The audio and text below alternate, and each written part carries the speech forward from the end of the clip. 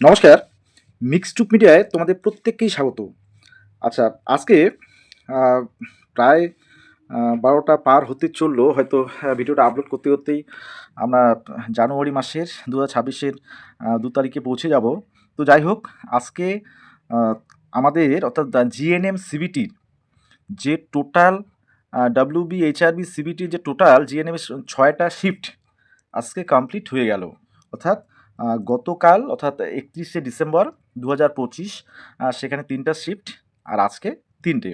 Total ৬টা shift হচ্ছে complete হয়ে গেল। আচ্ছা, এবার এই যে ৬টা শিফট, তো যেহেতু ৬টা শিফট হয়েছে একই এক্সাম, তা জিএনএম এর এক্সাম, এবার যেখানে ক্যান্ডিডেট সংখ্যা প্রচুর, তো সেখানে শিফটটা বেশি হয়ে যাচ্ছে। এবার বেশি শিফট হলে, যেমন 6টা শিফট হয়েছে, তো 6টা শিফট যদি হয় তাহলে তাদের প্রশ্নের ধরন, অর্থাৎ কোশ্চেনের যে প্যাটার্ন বা কোশ্চেন তোমরা যেটা বলো ইজি, মডারেট বা হার্ড, তো সেই অনুযায়ী কিন্তু সেটা হয়ে থাকে।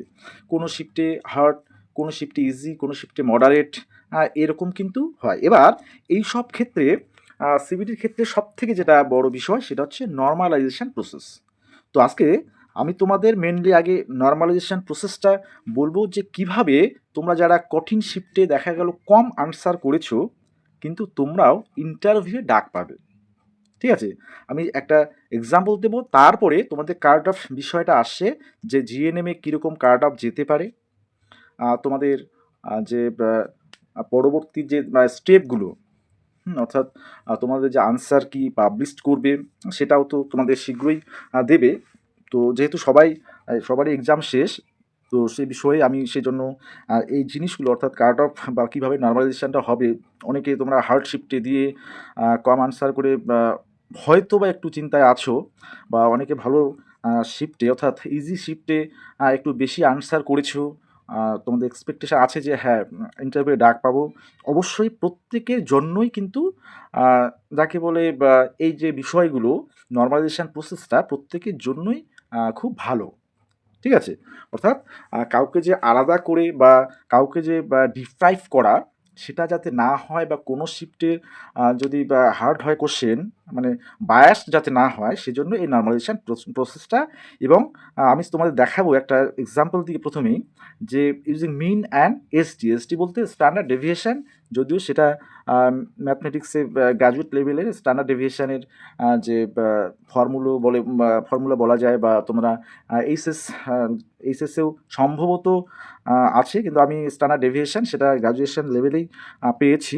ওকে, তো মিন আর স্ট্যান্ডার্ড ডেভিয়েশনের মাধ্যমে কীভাবে নর্মালাইজটা হয়, হ্যাঁ, বিভিন্ন এক্সামের ক্ষেত্রে যেখানে শিফট সংখ্যা প্রচুর, তো সেটাই আজকে আগে দেখাবো, তারপরে তোমাদের বিষয়টা আসছে।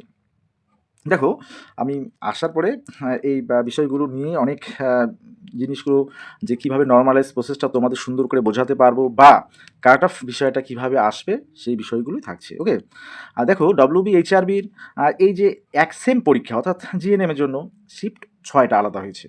আচ্ছা, তখন প্রশ্নপত্রের কঠিনতা ভিন্ন হতে পারে অবশ্যই, তাই স্ট্যান্ডার্ড ডেভিয়েশন, হ্যাঁ, সেটা বেস করে বেস্ট নর্মালাইজেশন ব্যবহার করা হয়। ওকে, স্ট্যান্ডার্ড ডেভিয়েশনটাকে ইউজ করে। আচ্ছা, নর্মালাইজেশন এর ফর্মুলা, এবার কি ফর্মুলা সেটা আছে তোমাদের আমি একটু জাস্ট বলে দিই। দেখো, প্রথম হচ্ছে এই যে এক্সটা এক্সটা হচ্ছে কোনো প্রার্থীর, হ্যাঁ, কোনো এক প্রার্থীর র স্কোর মানে যে স্কোরটা সেই ক্যান্ডিডেট পেয়েছে, সেই স্কোরটাকেই আমরা বলবো র স্কোর, অর্থাৎ ক্যান্ডিডেটের প্রাপ্ত নম্বর। অর্থাৎ তোমরা তো সিবিটি 50টা কোশ্চেন 2 মার্কস করে হলে 100, তো 100 মার্কসের আমরা টোটাল হচ্ছে 100 মার্কস ধরবো, আর সেই 100 মার্কসে প্রাপ্ত নম্বর কত হচ্ছে তোমরা বর্তমানে সেটা হিসাব করবে। আমি 85 পড়ে যাচ্ছি। ওকে, আচ্ছা, এটা বলছে এটা হচ্ছে মিউ, হ্যাঁ, মিউ, এটা হচ্ছে এস হবে, মিউ এস হচ্ছে ওই শিফটটাতে, হ্যাঁ, ওই শিফটের মিন, অর্থাৎ তোমরা জানো গড়, অর্থাৎ ওই শিফটের গড় বলতে যে টোটাল কতগুলো ক্যান্ডিডেট পার্টিসিপেট করেছে, হ্যাঁ, কত নাম্বার পেয়েছে, আর সেগুলো হচ্ছে তোমাদের সব প্লাস করে সে ক্যান্ডিডেট সংখ্যা দিয়ে ডিভাইড করে, যেটা আমরা গড় যেভাবে সাধারণ গড় নির্ণয় করি। ওকে, আচ্ছা, সিগমা, এখানে সিগমা এস, এটা সিগমা এসটা হবে ওই শিফটের এসডি, অর্থাৎ স্ট্যান্ডার্ড ডেভিয়েশন। স্ট্যান্ডার্ড ডেভিয়েশনে একটা ফর্মুলা আছে, সেটা যাই হোক না জানলেও হবে, সে আমি পরের দিকে হয়তো যদি তোমাদের কেউ জানতে চাও সেটা আমি দিয়ে দেবো। আচ্ছা, এবার শুধু অনলি মিউ যেটা সেটা হচ্ছে সব শিফট মিলিয়ে কম্বাইন্ড মিন। এবার প্রত্যেকটা শিফটে যখন আমরা আলাদা আলাদা মিন বের করলাম, অর্থাৎ গড় বের করলাম, হ্যাঁ, আর মিউটা তখন হবে সেই সব যে শিফটগুলো 6টা শিফটেরই কম্বাইন্ড মিনটা। ওকে। আচ্ছা, আর একটা বিষয় সেটা হচ্ছে সিগমা, অনলি সিগমা। এগুলো হচ্ছে এটা যেমন মিউ এস, এটা হচ্ছে সিগমা এস। হ্যাঁ, এগুলো কিন্তু মনে রাখবে। আচ্ছা, আর সিগমাটা হচ্ছে অনলি সিগমা যেটা সেটা হচ্ছে সব শিফট মিলিয়ে কম্বাইন্ড হচ্ছে তোমার স্ট্যান্ডার্ড ডেভিয়েশন। তাহলে অনলি মিউ আর সিগমা এটা হচ্ছে কম্বাইন্ড মিন একটা, কম্বাইন্ড স্ট্যান্ডার্ড ডেভিয়েশন একটা। এবারে আমরা আসবো মেইন বিষয়গুলো। আচ্ছা, আমরা ডাব্লিউবি এইচআরবির ক্ষেত্রে সিবিটি 6টা শিফট, আমরা একটা জাস্ট উদাহরণ দিই। আচ্ছা, পূর্ণমান তোমাদের 100 ছিল, 50টা কোশ্চেন 100 নাম্বার, তাই তো? আচ্ছা, শিফট ওয়াইজ আমি একটা এক্সাম্পল সাপোজ তোমাদের দিয়ে দেই, দেখো। আচ্ছা, আমরা 6টা যে শিফট রয়েছে তাদের প্রত্যেকটা শিফটের আমরা এই যে মিন, মানে এই মিনটা হচ্ছে তোমাদের মিউ এস যেটা, সেটার কথাই বলছি, ঠিক আছে? এখানে যাই হোক এস এস হতো, এটা এস। তো ফার্স্ট শিফটে আমি গড় ধরলাম 62। হ্যাঁ, গড় ধরলাম কত? 62, অর্থাৎ যত ক্যান্ডিডেট নাম্বার পেয়েছে 100 নাম্বারের মধ্যে সবারই নাম্বারগুলো আমি প্লাস করব, প্লাস করার পাশাপাশি ক্যান্ডিডেট সংখ্যা দিয়ে ডিভাইড করে দেবো, তাহলে মিনটা আমি গড়টা পেয়ে যাব। একইভাবে শিফট 2, 3, 4, 5, 6 সবগুলো পেয়ে যাচ্ছি। একই রকম করে আমরা প্রত্যেকটা শিফটে স্ট্যান্ডার্ড ডেভিয়েশন আমরা আলাদা করে বের করব। ওকে। আচ্ছা, ক্লিয়ার? এবার বের করার পরে তারপরে কম্বাইন্ড মিন যেটা সেটা বের করব, আর হচ্ছে কম্বাইন এইচডি অর্থাৎ স্ট্যান্ডার্ড ডেভিয়েশনটা আমরা এখান থেকে বের করব। ঠিক আছে? এগুলো বের করার কিন্তু আলাদা প্রসেস আছে, সেগুলো আমি এক্সট্রা করে যাচ্ছি না সূত্রগুলোতে। আচ্ছা, তোমরা চাইলে সে আমি কমেন্টে বা কী বলে কমিউনিটি পোস্টে দিতে পারবো, সে বিষয়ে কোনো চাপ নেই।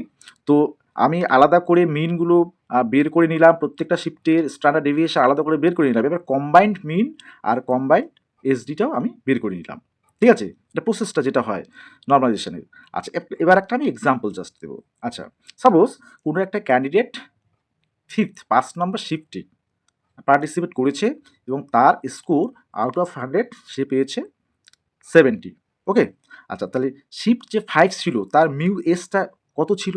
এবার শিফট 5 থেকে তুমি চলে যাও, যে দেখো শিফট 5 মিউ এস, অর্থাৎ মিউ এস মানে তোমাদের হচ্ছে যে মিনটা, তো গড়টা সেটা ছিল কিন্তু 55, অর্থাৎ মানে এই শিফটটা সব থেকে হার্ড হয়েছে, তাই তো? কারণ গড় নাম্বার এখানে খুবই কম, তার মানে এটা সবচেয়ে কঠিন হয়েছে। বাকিগুলো দেখো গড় নাম্বার কিন্তু অনেক বেশি, তাই না? আচ্ছা, এবার এই যে 55 সেটা হচ্ছে, এবার একটা ক্যান্ডিডেট সে স্কোর করেছে 70।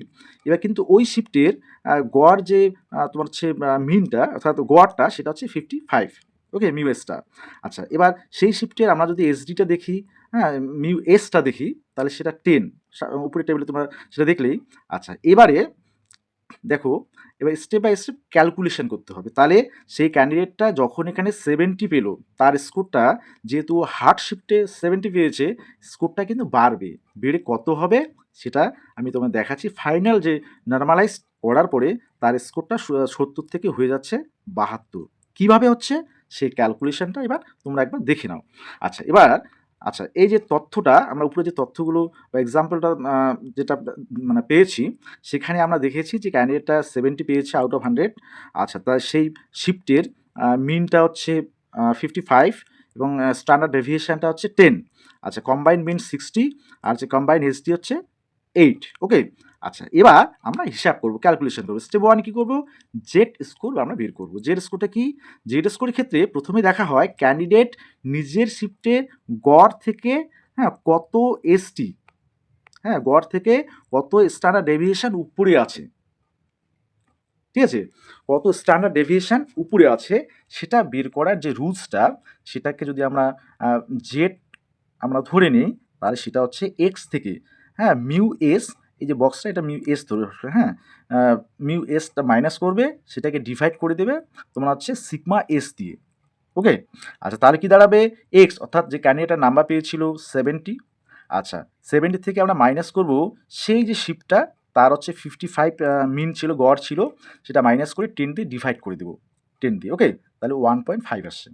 তাহলে জেড, অর্থাৎ জেড স্কোরটা চলে আসছে ওই শিফটের হচ্ছে তোমার হচ্ছে 1.5।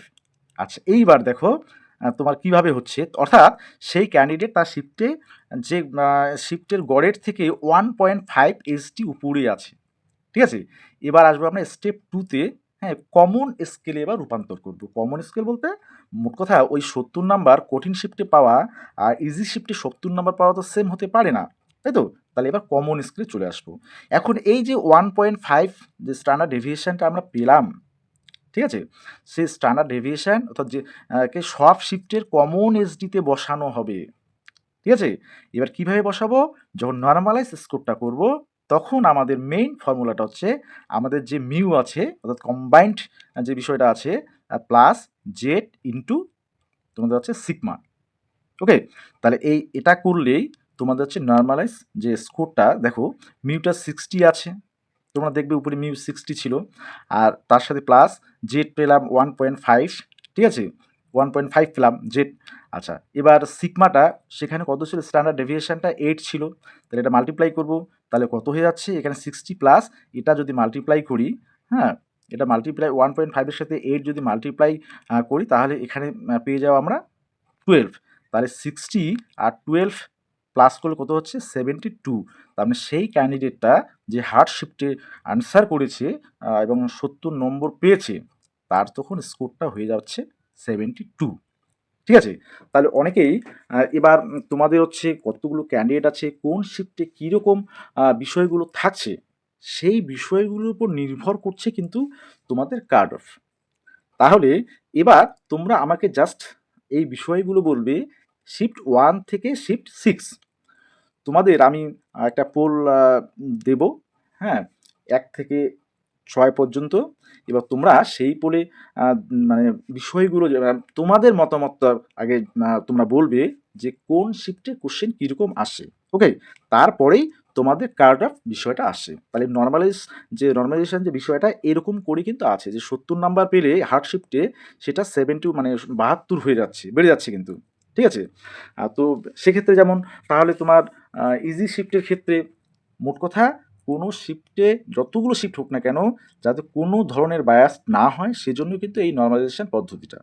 তো তোমরা সেই বিষয়গুলো কোন শিফটে কীরকম হয়েছে আমি পোলটা দিয়ে দিচ্ছি, তোমরা অবশ্যই পোলে অংশগ্রহণ করবে এবং আগামীকালকে তোমাদের ডিটেলস আমি কার্ড অফ বিষয়ে রিলেটেড সমস্ত কিছু তোমাদের নিয়ে আসছি। ওকে।